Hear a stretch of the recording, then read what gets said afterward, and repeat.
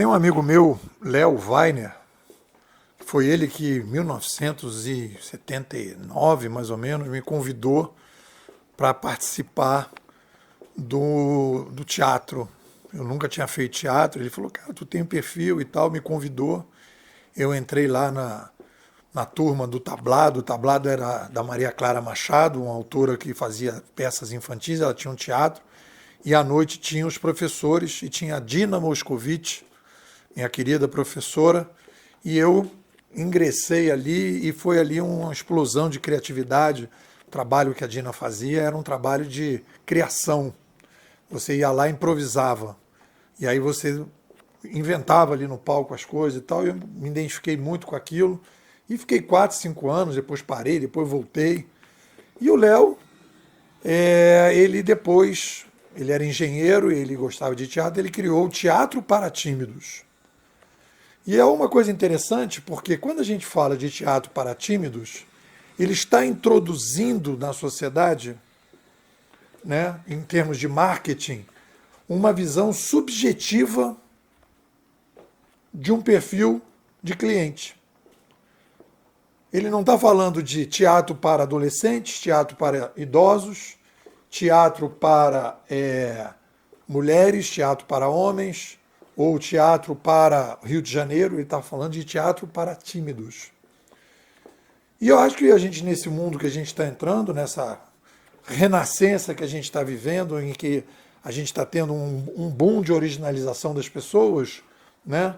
A gente tem que procurar os clientes, aqueles clientes que querem comprar aquilo que você quer vender. Ele quer comprar a sua diferença, a sua originalidade. E aí, quando montei a Bimodais, vai fazer agora, né, nós estamos no 5º ano da Bimodais, eu descobri, algumas pessoas começaram a postar na escola, e aí eu fui descobrindo que aquelas pessoas formavam um perfil, e aí comecei a aprender que existe na sociedade os disruptores. O que são os disruptores, né? Pô, disruptor é um cara que tem uma característica, né, um perfil na sociedade em que ele tem, na minha avaliação, uma memória RAM maior, e ele consegue olhar para a identidade dele e perceber a diferença entre a formatação que ele recebeu e a revisão que ele pode fazer dessa formatação. É como se ele tivesse uma bancada dentro do cérebro dele que ele pudesse observar e não acreditar que aquilo ali que ele recebeu quando criança, na escola, etc., tal, ou no trabalho, seja realmente a sua identidade, seja realmente o que ele deve acreditar, e ele fica então questionando os paradigmas. Eu estou falando tudo isso porque esse artigo aqui eu estou comentando, tenho o prazer de comentar o texto do Augusto Borella. A gente fez uma mentoria, depois ele fez um trabalho com a Patrícia Negrão, colocando no papel uma experiência muito rica dele. Borella trabalhou, né, engenheiro, trabalhou na Petrobras e se destacou lá, entre outras coisas que ele já fez, num projeto em que eles conseguiram uma economia de 60% da perfuração dos poços de petróleo do pré-sal. Ele foi lá para Santos, começou a trabalhar nisso, e logo ele percebeu que existia uma lógica, que era uma lógica que ele identificou, em que as pessoas estavam muito preocupadas com o tempo perdido que as pessoas perdiam na perfuração de petróleo, e ele começou a ter uma intuição de que a melhor forma de fazer economias era esquecer a ideia do tempo perdido, que se investia muito dinheiro para reduzir o tempo perdido, e as pessoas deviam se preocupar mais com o tempo total. Ou seja, se eu reduzir o tempo total, como as plataformas você gastava dinheiro por dia, quanto menos dias você colocasse, né, gastasse para fazer a plataforma, melhor. Pouco importa o tempo perdido, porque se você pode perder muito tempo com algumas coisas, mas se você fizer isso em 5 dias, em vez de fazer em 8, você vai economizar dinheiro. Parece uma coisa meio óbvia hoje, mas naquele momento as pessoas estavam investindo no tal do tempo perdido. E aí a equipe deles começou a questionar, e aí ele começou a fazer essas mudanças dentro, e ele vai narrar essa experiência. Então o que eu acho que é interessante, né? Ele vai perceber a falta de lógica, e dentro dessa falta de lógica ele vai construir uma nova maneira de pensar. E aí ele define aqui, eu fiz aqui a partir do texto dele, eu fiz aqui uma digressão, uma síntese daquilo que eu acho que ele narra no texto, né? Ele escolhe ou é designado por um problema, analisa a forma como tradicionalmente é resolvido, procura erros de lógicas para saber se pode ter uma nova abordagem, começa a desenvolver uma hipótese lógica que se considera mais adequada. Olha o caminho do disruptor.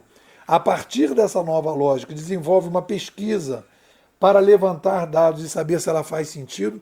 Então a pesquisa ela é feita já com outro tipo de visão. Começa um trabalho de convencimento para criar um piloto a partir de uma nova filosofia, uma nova metodologia.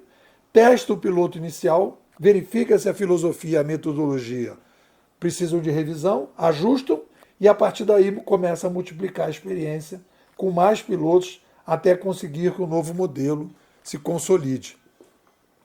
Tudo começa com o questionamento da lógica vigente, que é o papel do disruptor. Os disruptores têm essa missão na sociedade.